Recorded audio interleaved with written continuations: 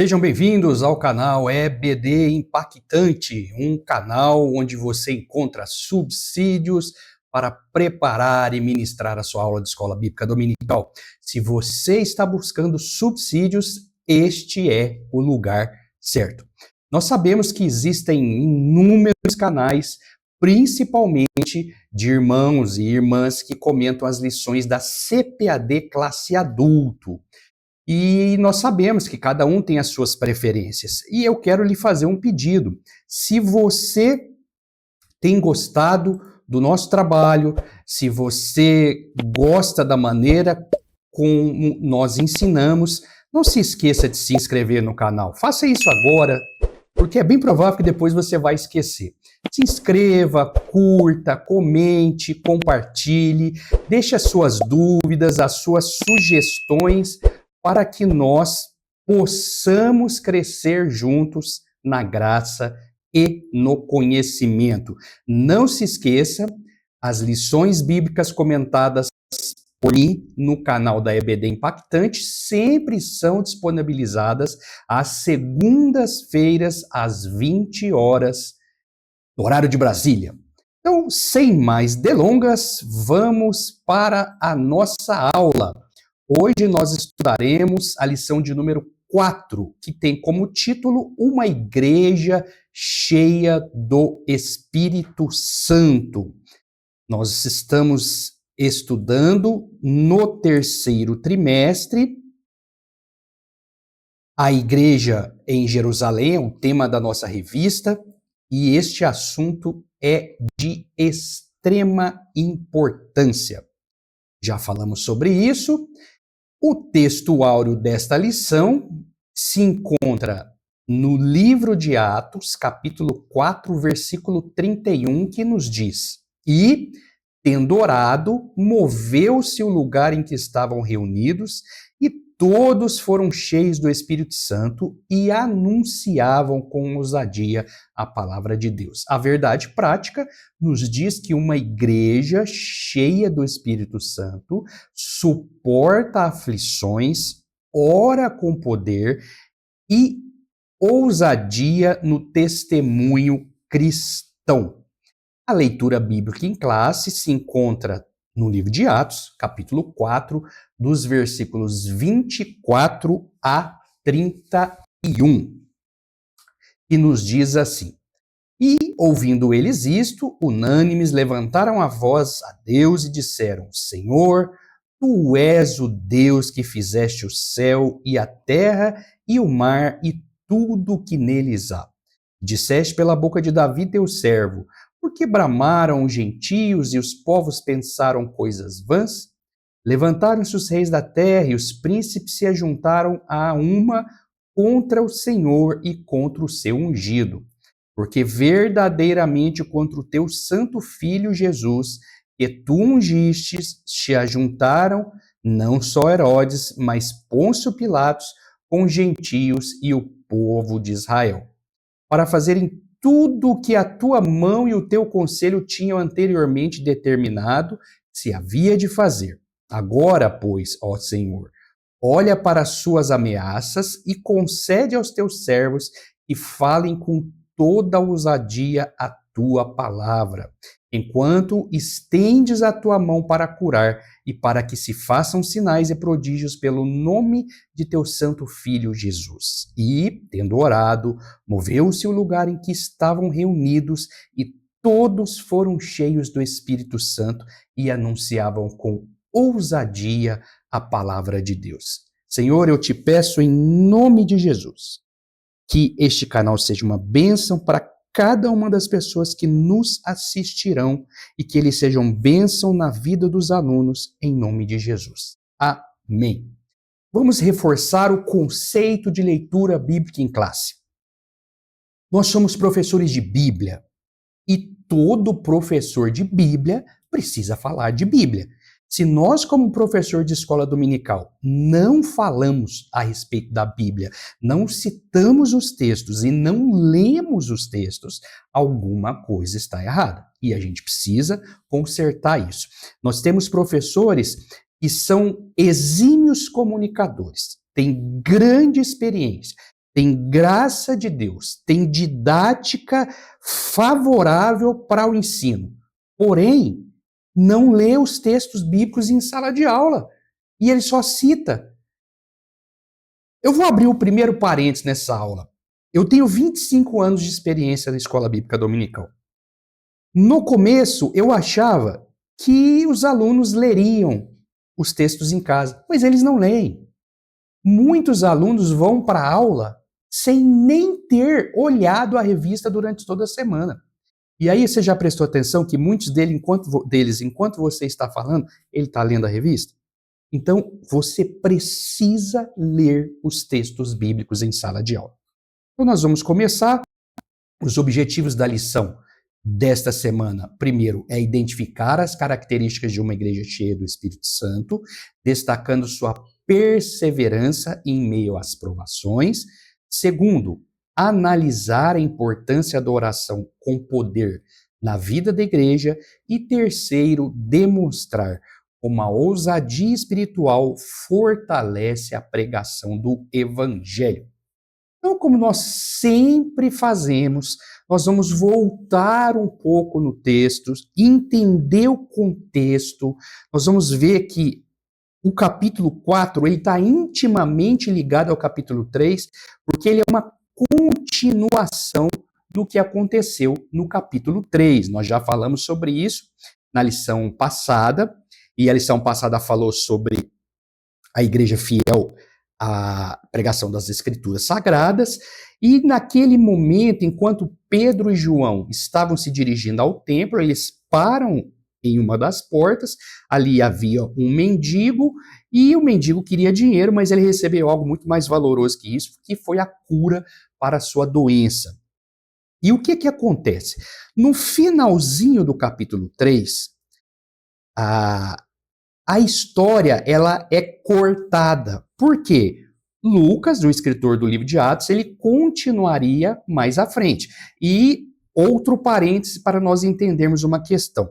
A divisão bíblica de capítulos, versículos e temas, ela não é o original dos escritores sagrados, ela veio posteriormente para facilitar a compreensão dos leitores, certo? Então vamos lá. Esse texto nos mostra que, no capítulo 4 de Atos, os sacerdotes, o capitão da guarda do templo e os saduceus viram que Pedro e João estavam anunciando Jesus àquela multidão e eles ficaram muito perturbados. Atos capítulo 4, versículo 2 nos falam isso.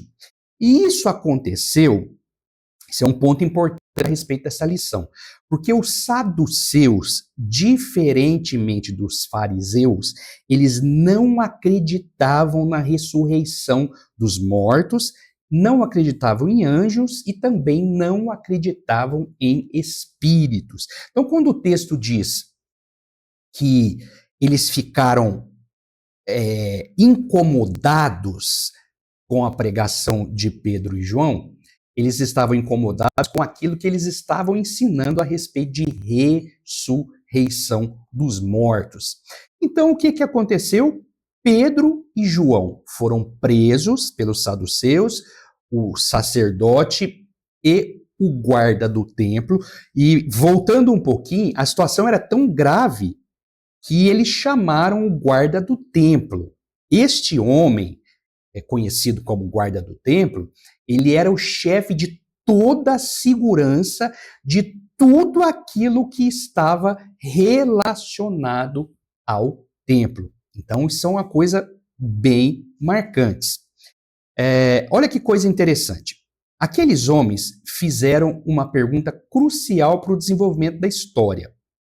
Que homens? Aqueles que vieram para prender os discípulos.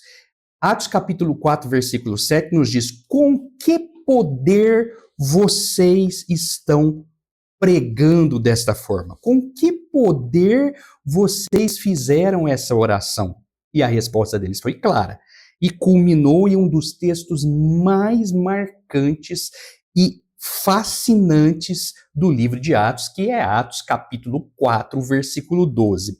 Se você não se lembra de memória, eu reforço a importância de você ler o texto em sala de aula.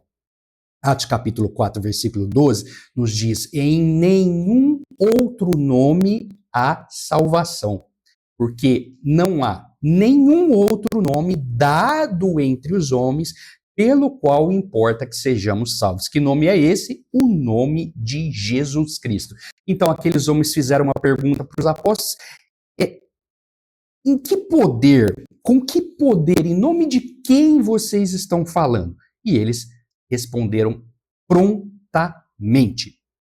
E o que aconteceu? Eles ficaram admirados, porque Pedro e João eram conhecidos, eles eram homens iletrados, ou seja, um homem sem muita cultura, sem muita instrução, e eles ficaram admirados por ver que eles estavam ali e que eles haviam estado com Jesus, ou seja, aqueles homens associados ao Galileu, que não tinham muito para oferecer, estavam falando com muita propriedade. Então, aqueles religiosos que compunham o sinédrio, eles não sabiam o que fazer com Pedro e João. E o que eles fizeram? Eles pediram para os discípulos sair, fizeram uma reunião entre eles e decidiram fazer o seguinte: advertir os discípulos para somente não falarem mais no nome de Jesus. Porém, olha só o que diz em Atos 4, 19 e 20.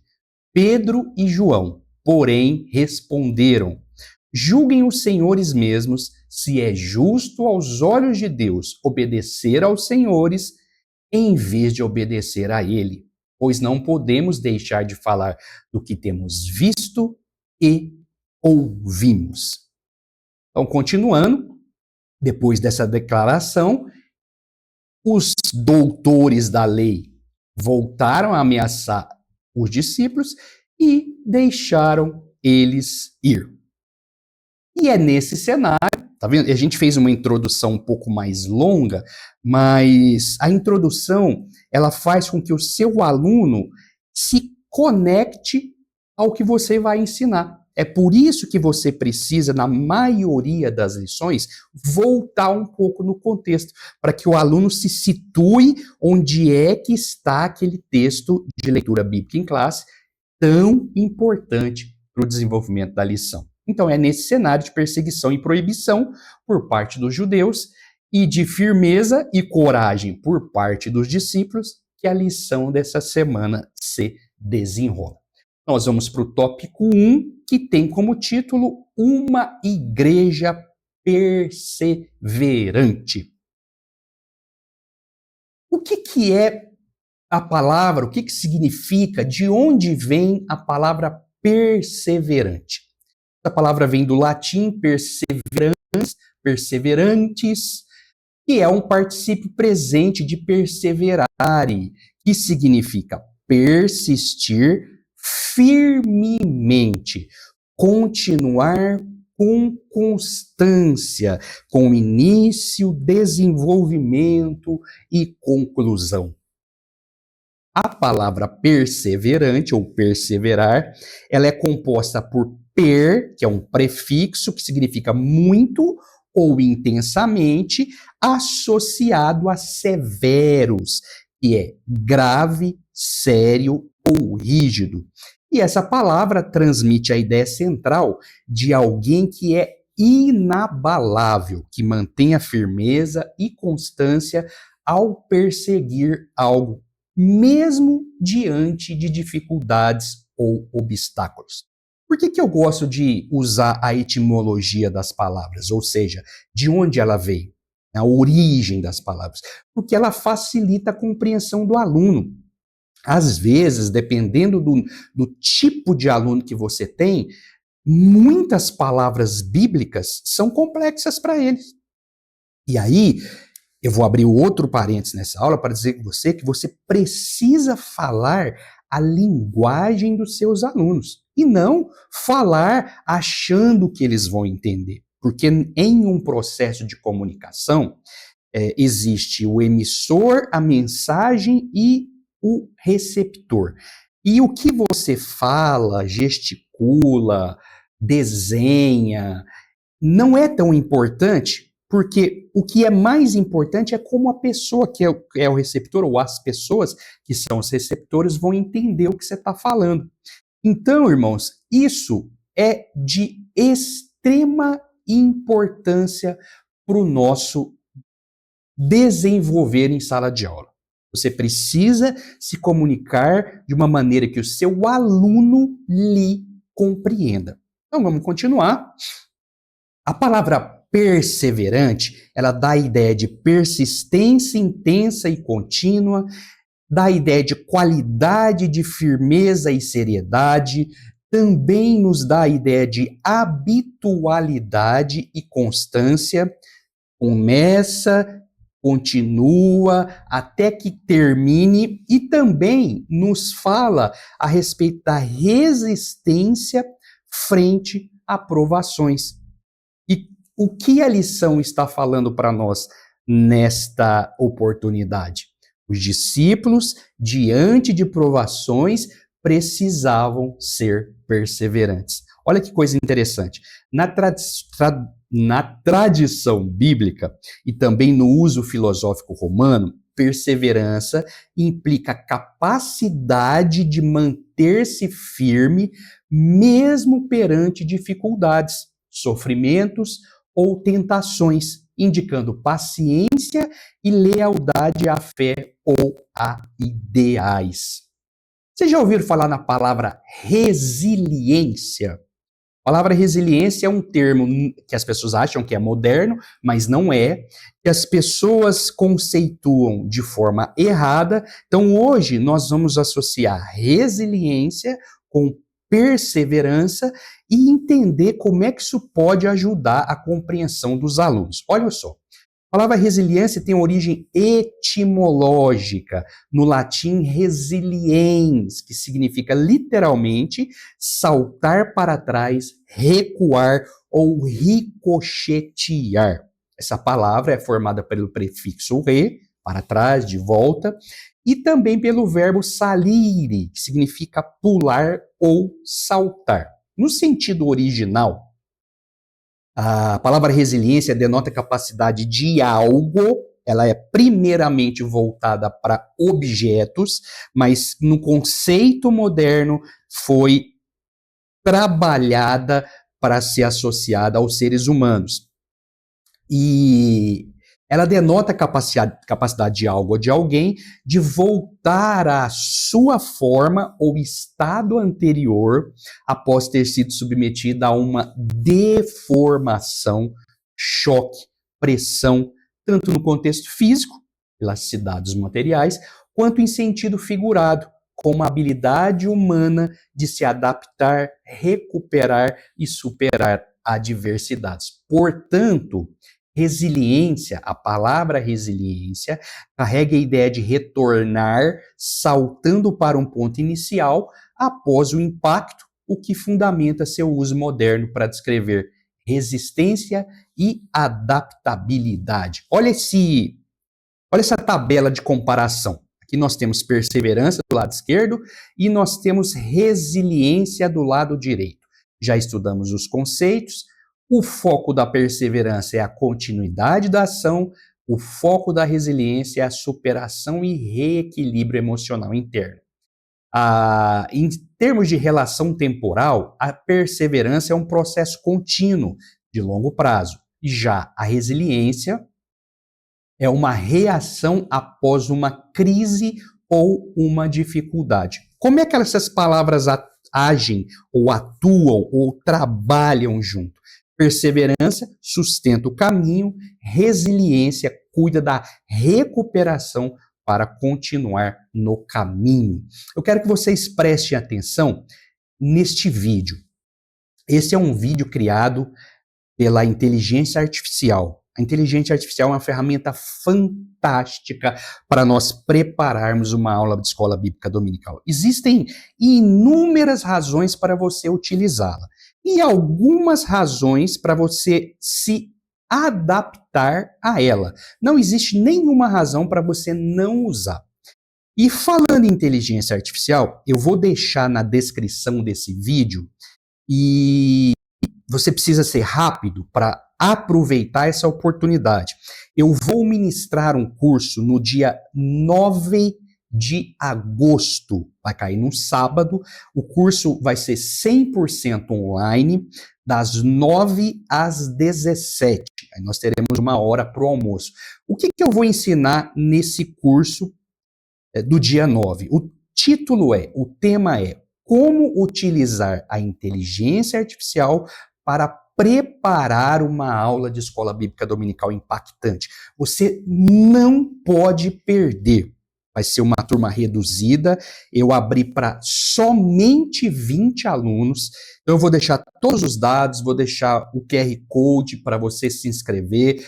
O custo desse curso, eu coloquei um valor muito baixo para que todos possam fazer. E eu não sei quando é que eu vou ter condições de ministrar esse curso novamente. Então, faça a sua inscrição e vamos para o vídeo.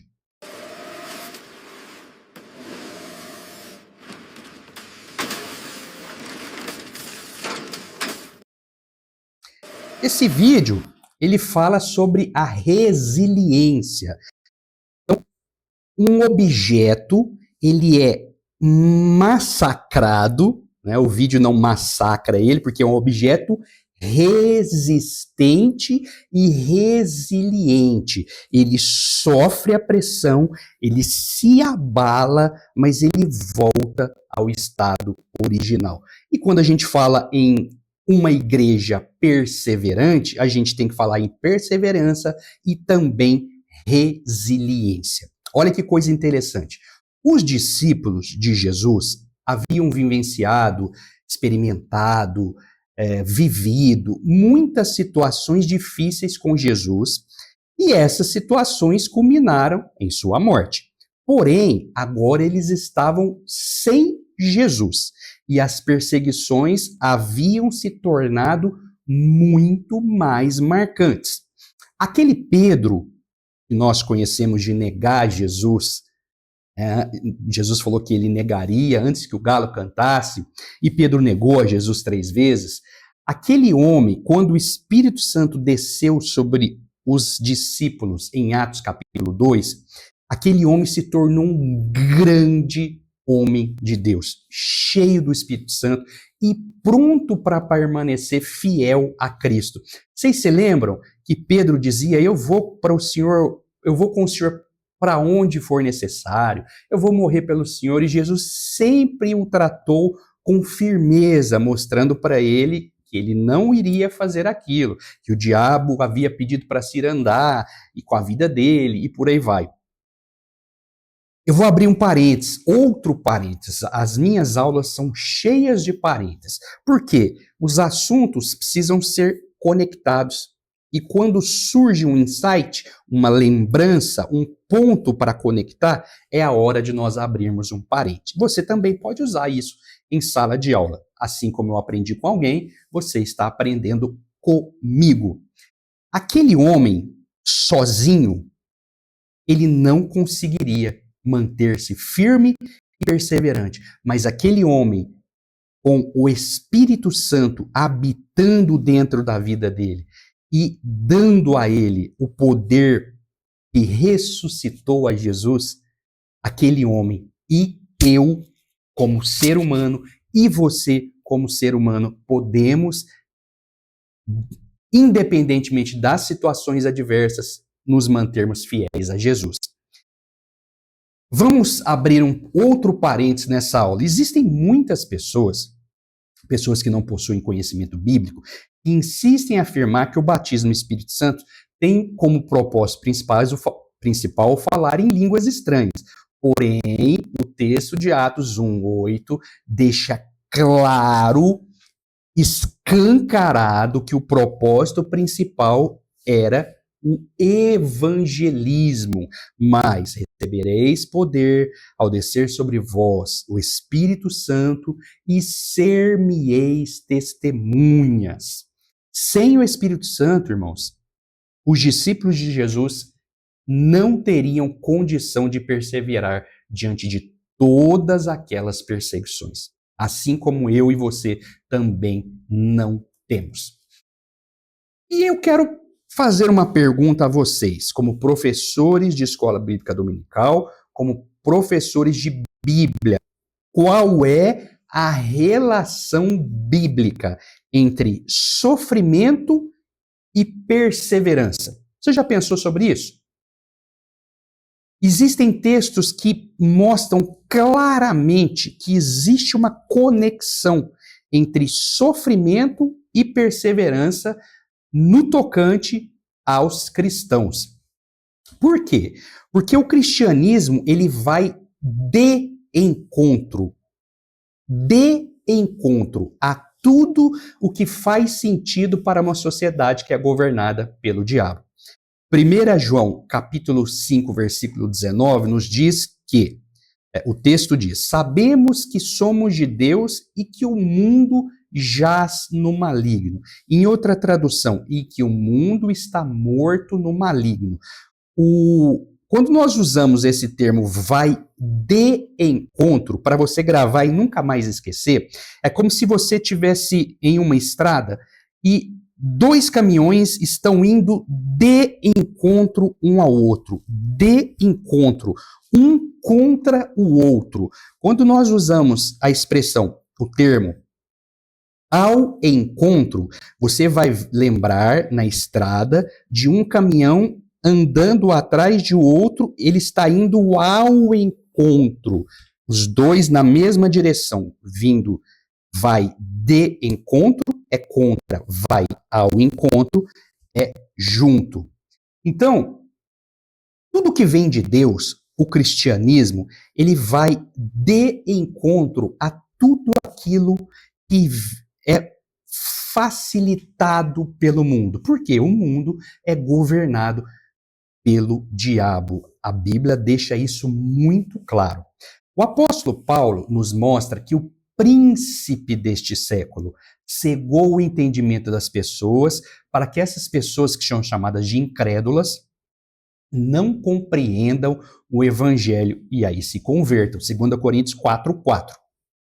Desta forma, a pregação do evangelho de Cristo e a vida cristã verdadeira vão incomodar o mundo e aquele que governa o mundo.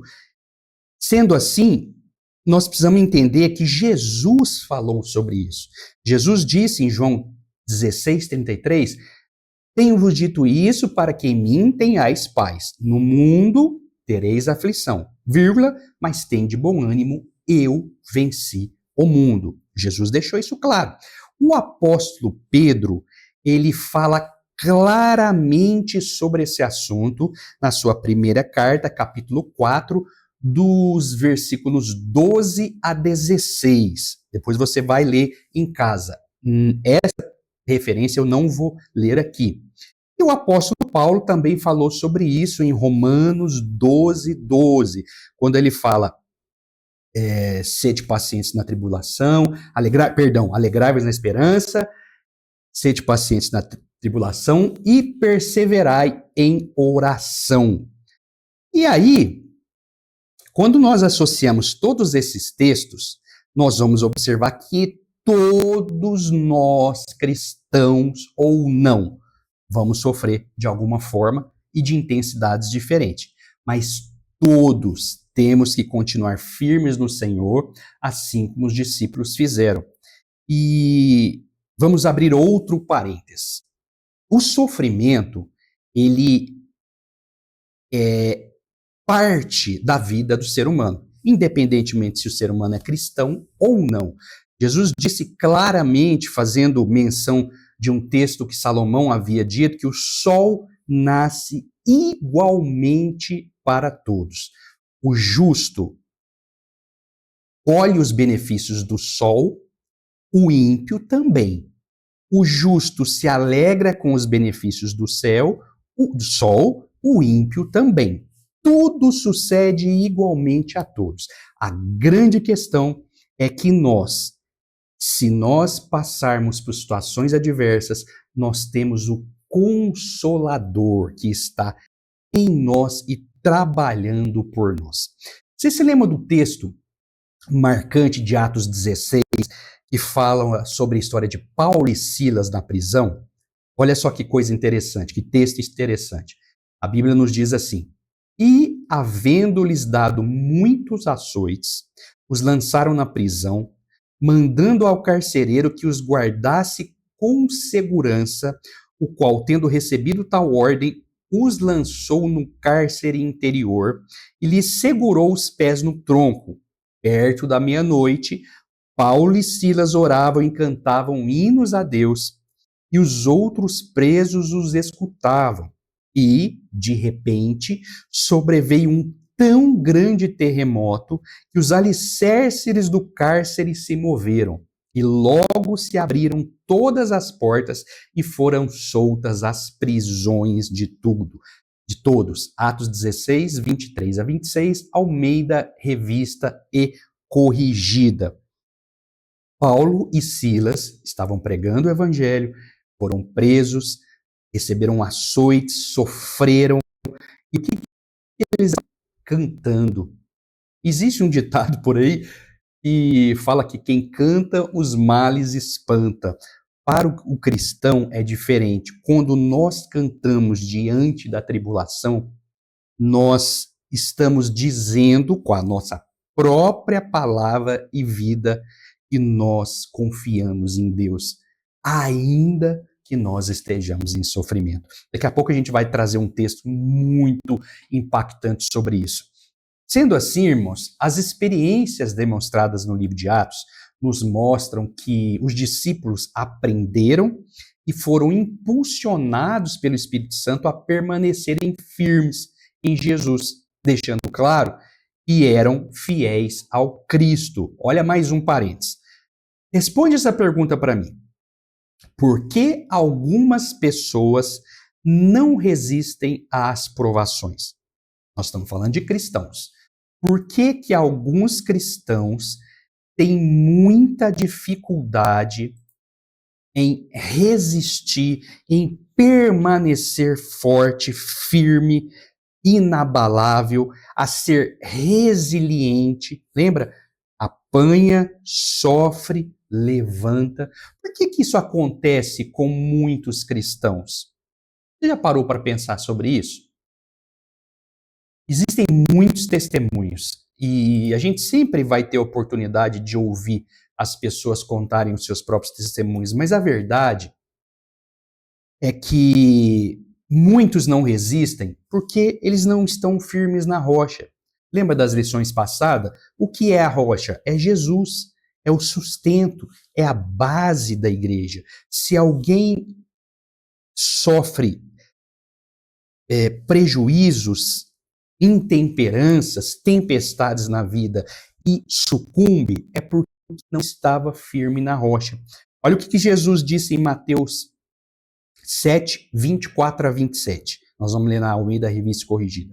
Todo aquele, pois, que escuta estas minhas palavras e as pratica, assemelhá-lo-ei a um homem prudente que edificou a sua casa sobre a rocha. E desceu a chuva, e correram os rios, e assopraram ventos, e combateram aquela casa, e não caiu, porque estava edificada sobre a rocha. E aquele que ouve estas minhas palavras e as não cumpre, compará-lo-ei ao homem insensato, que edificou a sua casa sobre a areia, e desceu a chuva, e correram os rios, e assopraram os ventos, e combateram aquela casa, e caiu, e foi grande a sua queda. Existe uma questão importante quando a gente está ensinando um texto bíblico, que é a aplicabilidade do texto. Aplicação do texto. Você lê uma passagem dentro do contexto dela, para que ela não se torne um texto vazio, vago e aplicado de forma incorreta, incorrendo em heresias, e você traz aquele texto para uma situação prática do cotidiano da vida da pessoa. E você vê que o texto bíblico, ele vai e trabalha na vida da pessoa. Então, aplicar texto, é pegar aquilo que você leu e trazer para uma situação da vida comum ou situação cotidiana. Você tem hábito de fazer isso? Existem pessoas que vão ministrar, e já estou abrindo outro parênteses.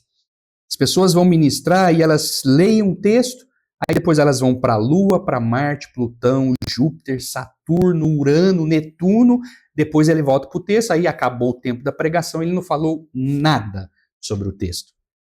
Eu vou montar um curso em breve com o título Interpretação de Texto e Hermenêutica Bíblica. Irmão, o que isso tem a ver com pregação? Primeiro, a gente precisa aprender a interpretar, para depois a gente estudar homilética, que é a arte de pregar o evangelho. Então, em breve, nós teremos um curso para estudar sobre isso. Voltando ao nosso assunto, existe um texto muito importante escrito por Paulo que precisa ser lido, irmãos, em sala de aula, porque ele explica o processo produzido pela tribulação. Esse texto ele está na carta de Paulo aos Romanos, capítulo 5, do versículo 1 ao versículo 5, que nos diz: sendo, pois, justificados pela fé, temos paz com Deus por nosso Senhor Jesus Cristo, pelo qual também temos entrada pela fé a esta graça, na qual estamos firmes, e nos gloriamos na esperança da glória de Deus. E não somente isto, mas também nos gloriamos nas tribulações, sabendo que a tribulação produz a paciência a experiência a esperança, e a esperança não traz confusão, porquanto o amor de Deus está derramado em nosso coração pelo Espírito Santo que nos foi dado. Então, qual é a relação entre a tribulação e a vida cristã? Total conexão. Paulo diz que a tribulação, o sofrimento, a perseguição, as agruras da vida, as dificuldades, elas produzem paciência. E aí vocês lembram daquela história? Não peça paciência para Deus que ele vai te dar tribulação. É por causa desse versículo, desse texto específico de Paulo. Então, todas as vezes que você estiver passando por alguma situação difícil, lembra disso.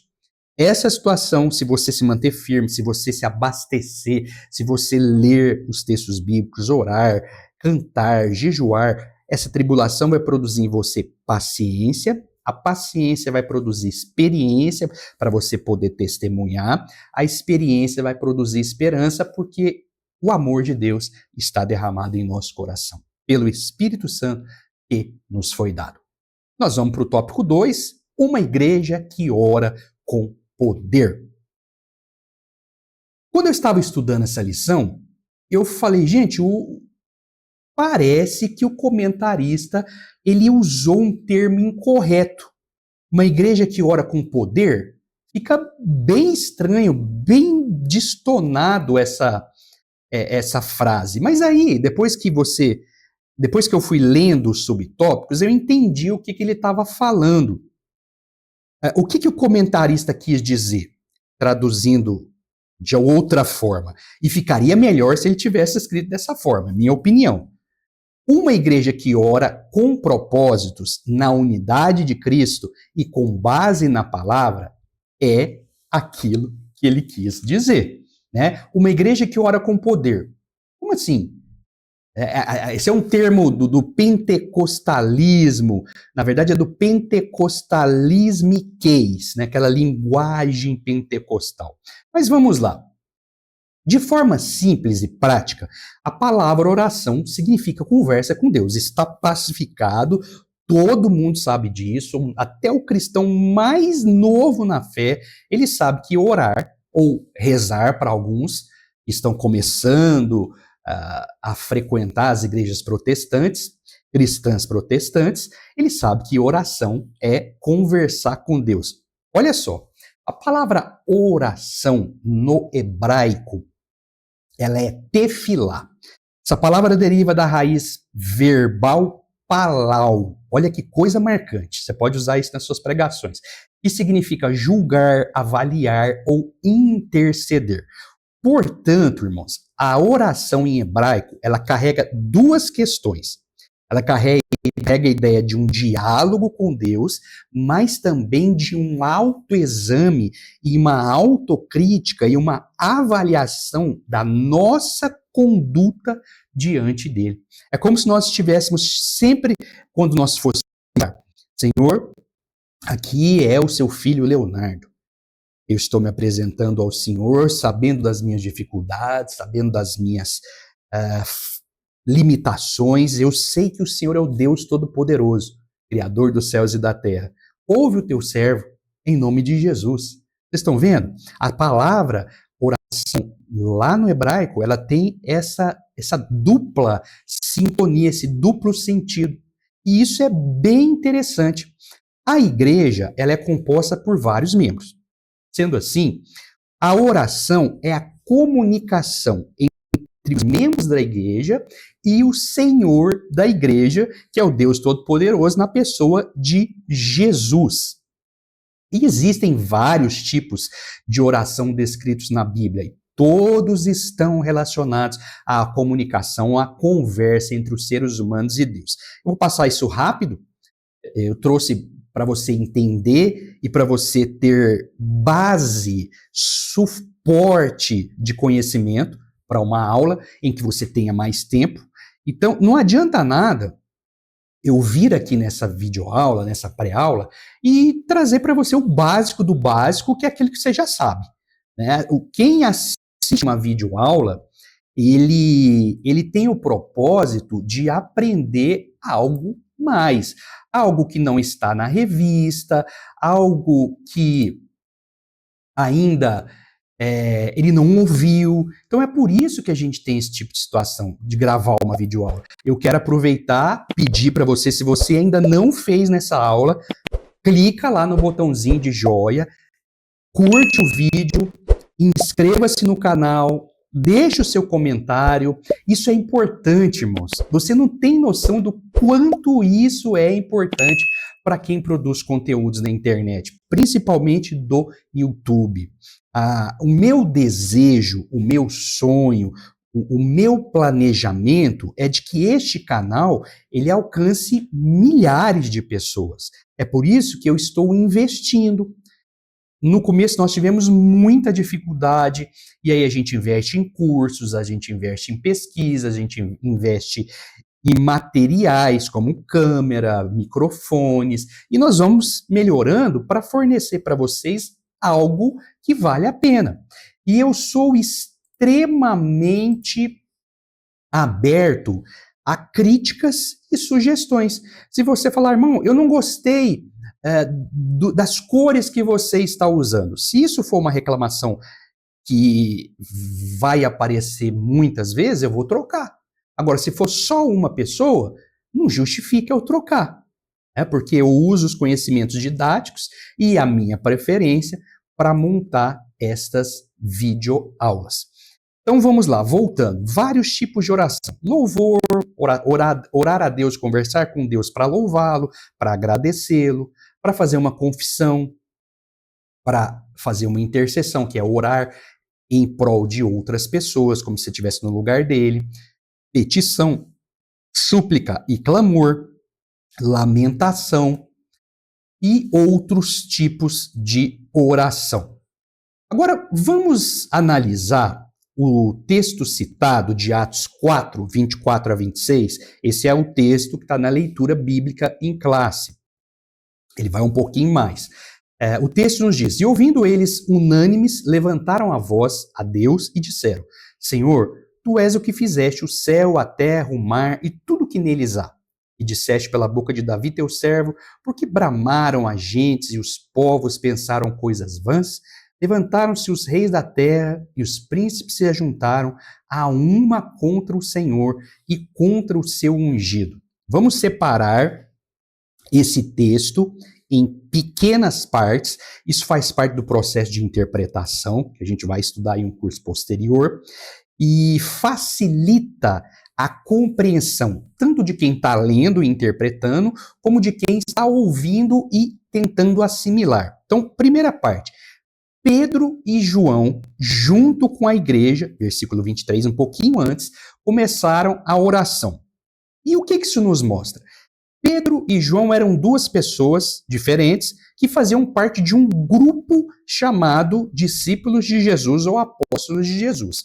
Junto com aqueles que andavam, se comunicavam, mantinham comunhão com eles começaram a orar. E o que isso nos mostra? Sinal de unidade, sinal de união, sinal de associação. Uma igreja que ora com poder, ou uma igreja que ora com base naquilo que Jesus ensinou, ela ora com unidade. A gente vai esmiuçar isso mais. Esse início do versículo 23, ele está em consonância, ele está em associação, em ligação com o modelo de oração que Jesus nos ensinou lá no Pai Nosso. Vocês se lembram? Pai Nosso que estais no céu. Os discípulos Pedro e João, eles utilizaram um texto bíblico para embasar a conversa. O texto deles, que eles citaram nessa parte do livro de Atos que nós lemos agora, faz menção ao Salmo 2.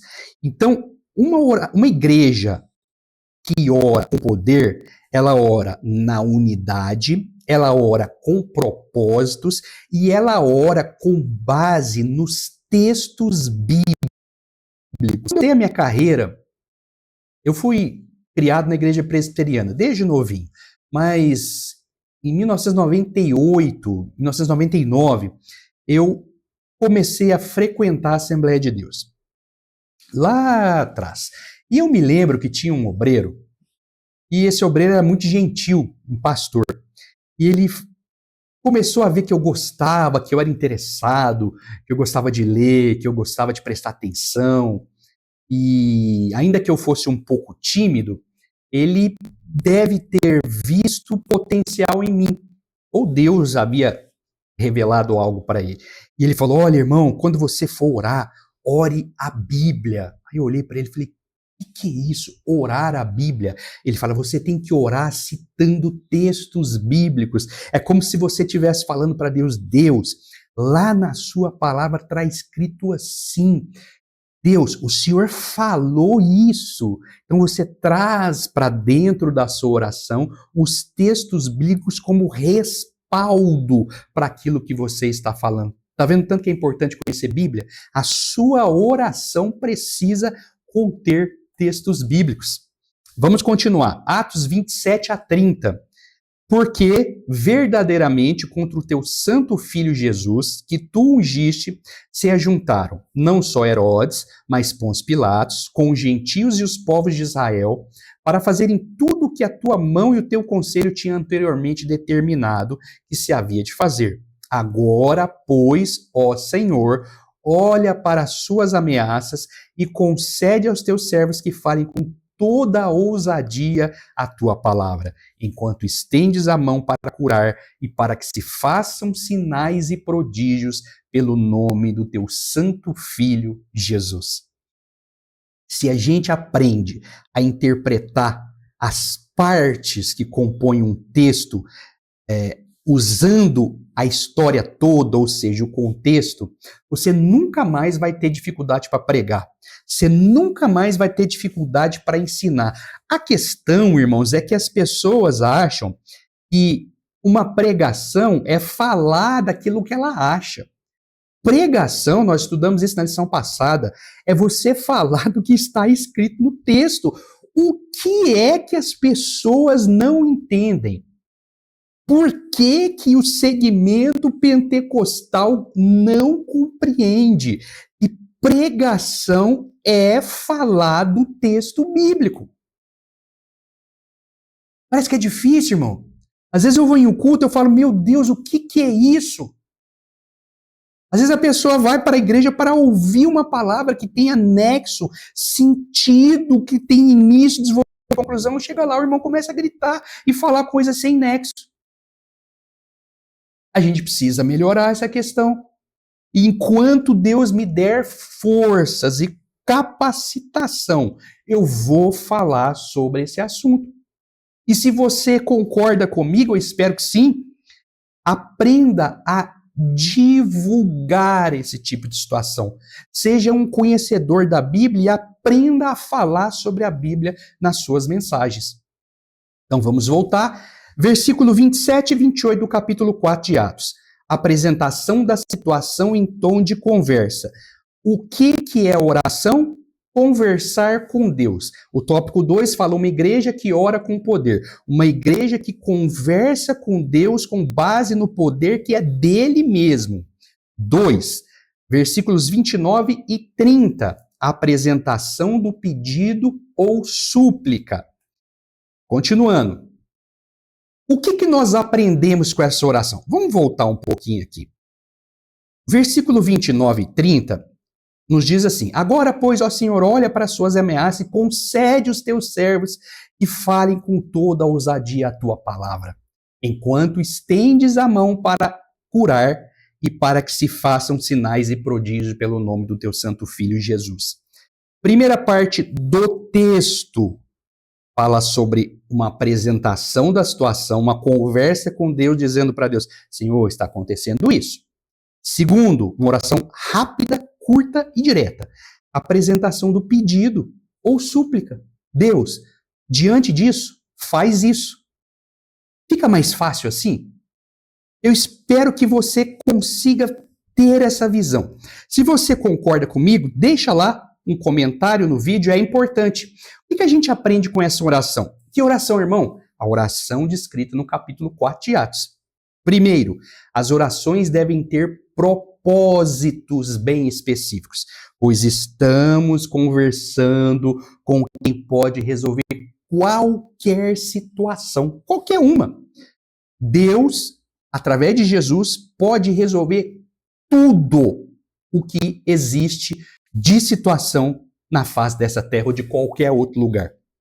Olha só que coisa interessante. O Deus a quem eu e você oramos, ele conhece todas as coisas, em todas as ocasiões, ou seja, no passado, no presente e no futuro. E ele quer que a gente fale com ele. Então, se você tem dificuldade para orar, porque você aprendeu errado, pega a oração do Pai Nosso, divide a oração do Pai Nosso em tópicos e ore a Deus exatamente daquele jeito, não repetindo a palavra em nome de Jesus, né, irmão?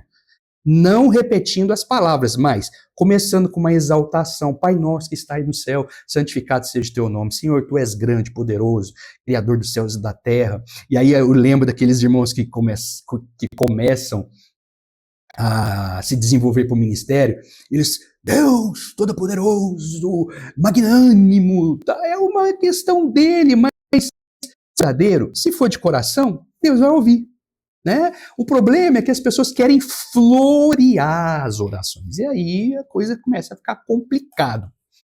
Na oração, nós devemos exaltar a grandeza de Deus, porque ele é Deus todo-poderoso. Acabei de falar isso para vocês. Você se lembra da passagem do livro de Êxodo? Se eu não estiver enganado e errado, é Êxodo 2. Quando Deus aparece a Moisés ali na sarça ardente. E Moisés, depois de ouvir tudo que Deus falou, diz ao Senhor: Senhor, como é que eu vou me referir ao Senhor? Quando as pessoas me perguntarem, você está vindo aqui em nome de quem? Aí, olha que coisa interessante, está escrito aqui. Quando Moisés perguntou a Deus como ele deveria fazer menção de seu nome, o Senhor disse em hebraico, vamos transliterar, R-E, Axé, R-E. 90% dos cristãos traduzem esse texto como eu sou, inclusive a Almeida Revista Corrigida também, e uma grande parte das outras traduções também translitera ou traduz esse termo como eu sou. Só que esse termo ele é muito mais aprofundado. O significado mais próximo do real ou do original é eu serei o que serei. O que significa isso? Significa que Deus, ele é para qualquer tipo de situação que possa existir na vida dos seres humanos. E ele é no passado, ele é no presente e ele é no futuro, porque para Deus não existe dimensão de tempo. Vocês estão vendo? Nós estamos orando a um Deus que é desta forma. Então, o que a gente aprende com essa questão da oração? Quarto, o termo grego usado em Atos 4:24, a gente falou do hebraico, a gente fez associação com o hebraico, agora a gente volta para o grego. O termo usado em Atos 4:24, para traduzir a palavra unânimes, é homotimadon. Essa palavra significa literalmente estar de acordo em mente e vontade. Ou seja, agir em perfeita harmonia, unanimidade e acordo total entre as pessoas. Essa palavra enfatiza não apenas um acordo superficial, mas uma harmonia profunda de espírito, propósito e sentimento em grupo. Vamos abrir outro parênteses? Eu sempre vi as orações comunitárias nas igrejas pentecostais como algo estranho. Isso, minha percepção, desde lá de trás. Eu fui criado numa igreja presbiteriana, então o começo para mim foi assustador, mas Deus foi trabalhando no meu coração, me ensinando algumas coisas. Mas eu sempre vi aquilo como algo estranho. O irmão é chamado para orar, lá no púlpito. Vamos ouvir o irmão fulano de tal orar pela família. Aí o irmão não ora pela família. Ele ora por tudo e mais alguma coisa. E o que a igreja faz? A mesma coisa. Então, parece que não tem conexão. Parece que não tem consonância. Parece que a parte do quebra-cabeça não conecta. E aí eu sempre fico pensando assim, peraí, não é para orar pela família? Não é para orar pela missão? Não é para orar pelo irmão tal? Por que está virando essa bagunça? Eu queria que você pensasse nisso.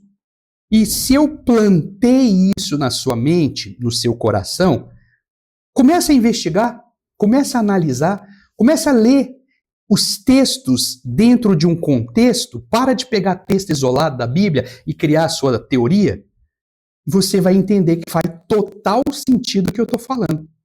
Então a gente precisa entender essa questão, que a oração, o termo usado nesse capítulo 4, ele fala de harmonia, de unanimidade, de estar de acordo um entre o outro. Nós aprendemos mais isso a respeito dessa oração. Então, para orar, nós precisamos estar em união. Jesus, ele sempre ensinou sobre oração, ele sempre orou muito. Olha o que está escrito em João 14, de 12 a 15. Nós vamos ler na Almeida Revista e Corrigida. Na verdade, vos digo que aquele que crê em mim também fará as obras que eu faço e as fará maiores do que estas, porque eu vou para meu Pai. E tudo quanto pedires em meu nome, eu o farei, para que o Pai seja glorificado no Filho. Se pedirdes alguma coisa em meu nome, eu o farei.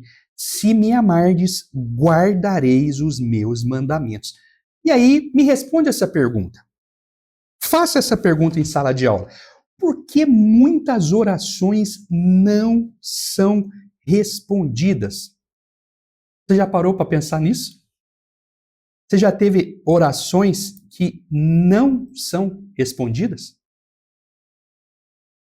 Você chegou a alguma conclusão sobre esse assunto? Vamos concluir juntos.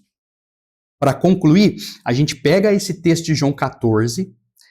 A Bíblia fala: aquele que crê em mim fará as minhas obras, não só as que eu faço, mas ainda maiores, porque eu vou para o Pai, e aí ele desceu, o Espírito Santo desceu e está dentro de nós. Se pedires alguma coisa em meu nome, eu o farei.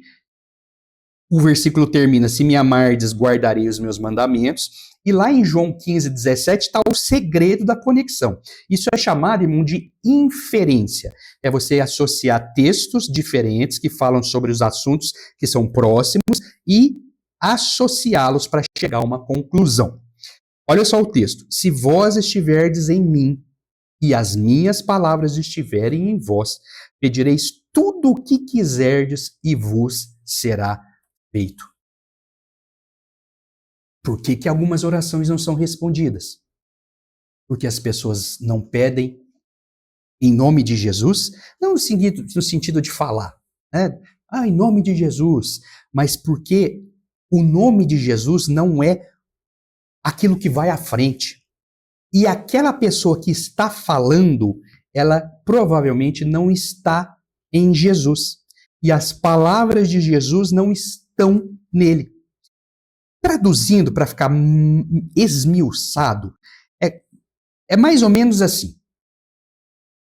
A Bíblia fala que Deus opera em nós tanto querer como efetuar. E isso ocorre porque o Espírito Santo está dentro de nós.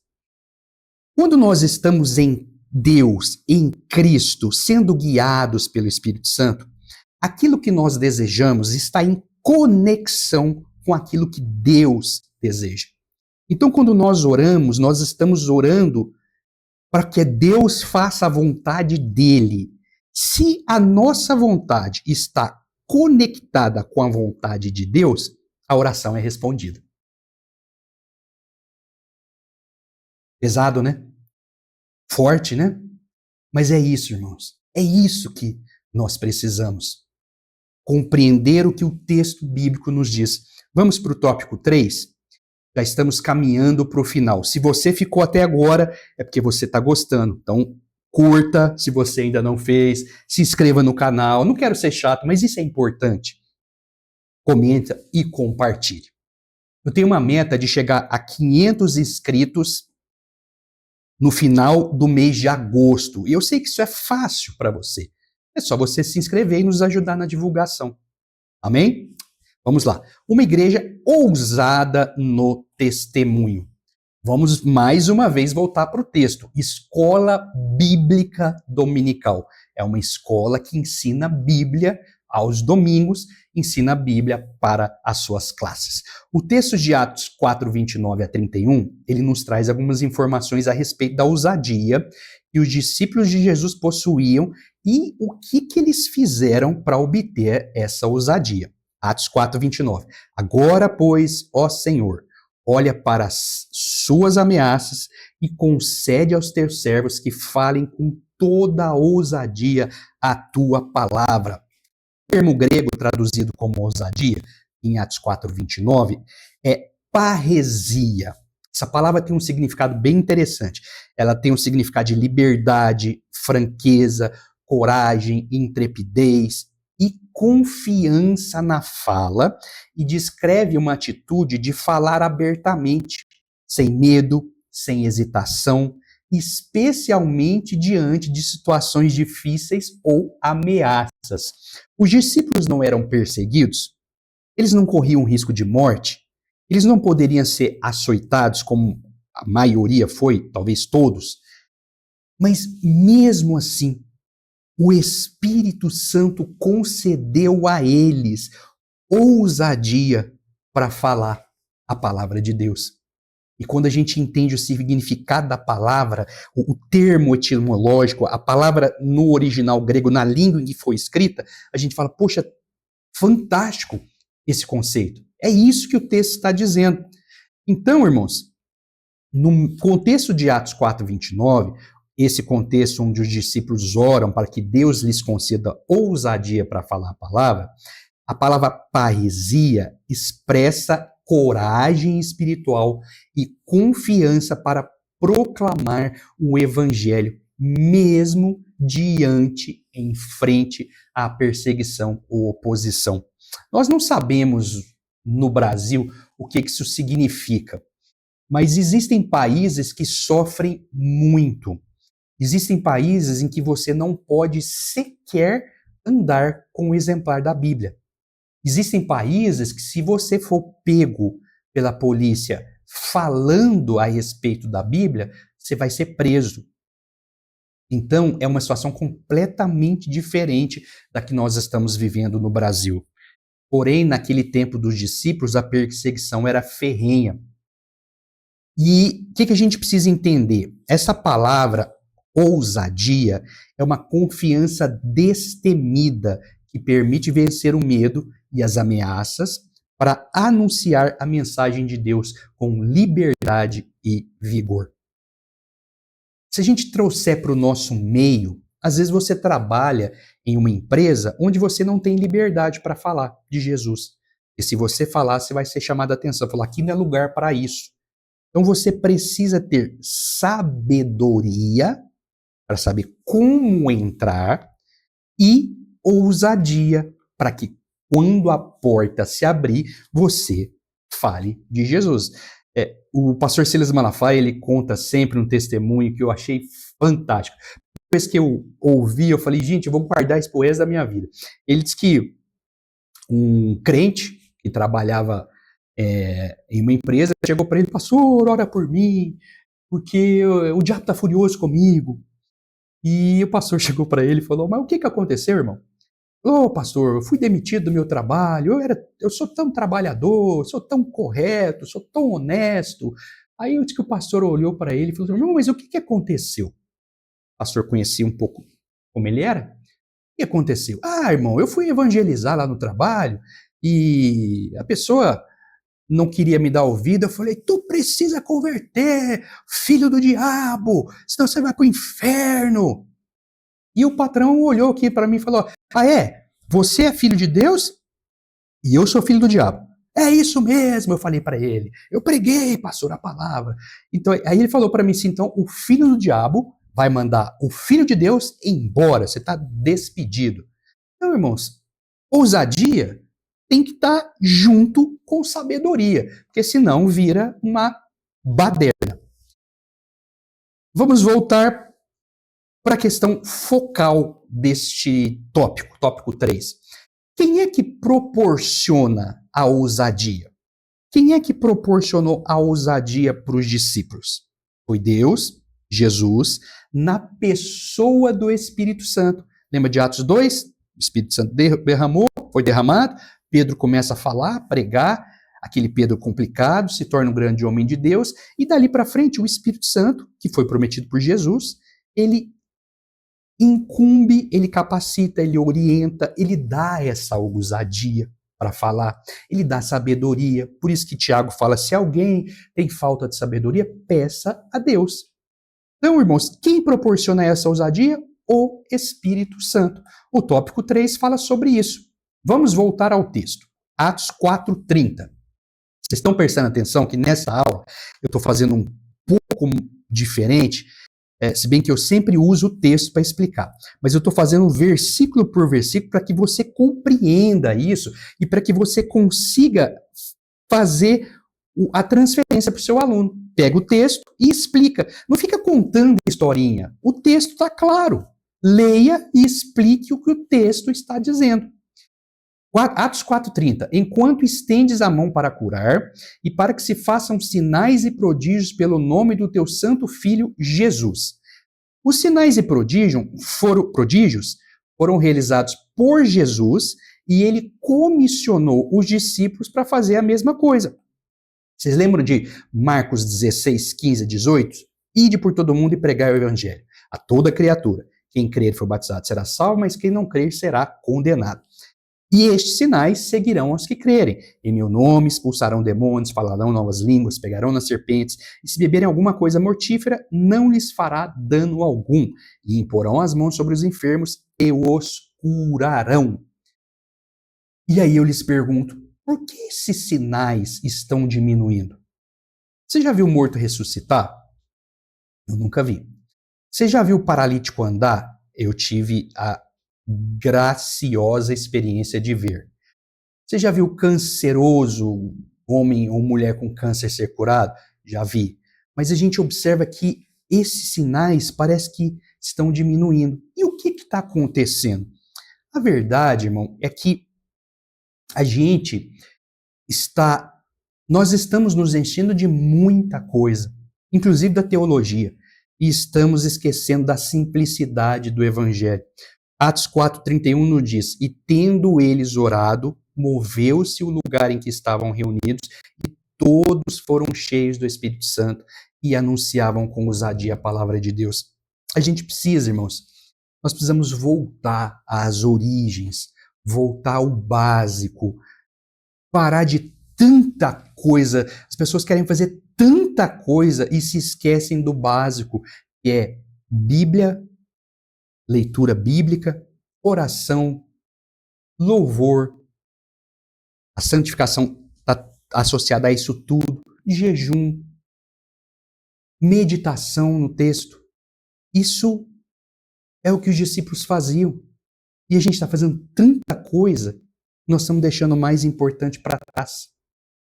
O versículo 4:31 é uma resposta à oração feita pelos discípulos. Lembra que a gente falou? Por que as orações não são atendidas? Porque as pessoas não estão em conexão com Deus. A Bíblia fala, e tendo eles orado, moveu-se o lugar em que estavam reunidos.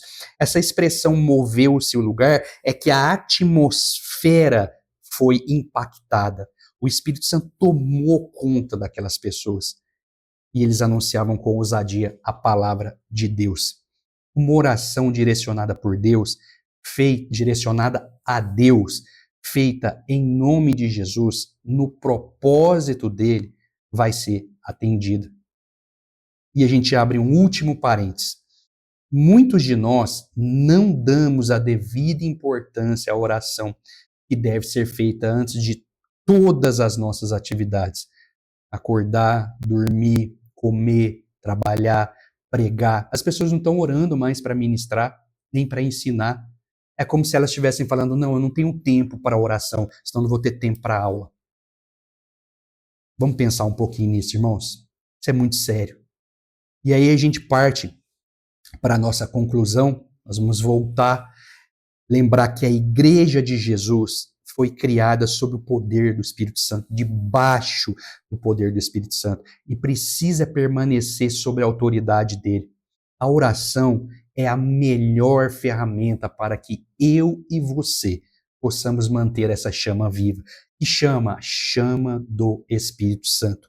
O mundo precisa conhecer Jesus, e nós, como igreja, somos os responsáveis por fazer o mundo conhecer a Jesus. Essa lição trata da igreja cheia do Espírito Santo. E a gente aprendeu todos esses tópicos. Eu espero, eu desejo, eu oro em nome de Jesus. Que esta palavra trabalhe na sua vida e que você, impactado por essa palavra, ministre com ousadia e com sabedoria no próximo domingo. Deus te abençoe ricamente em Cristo Jesus.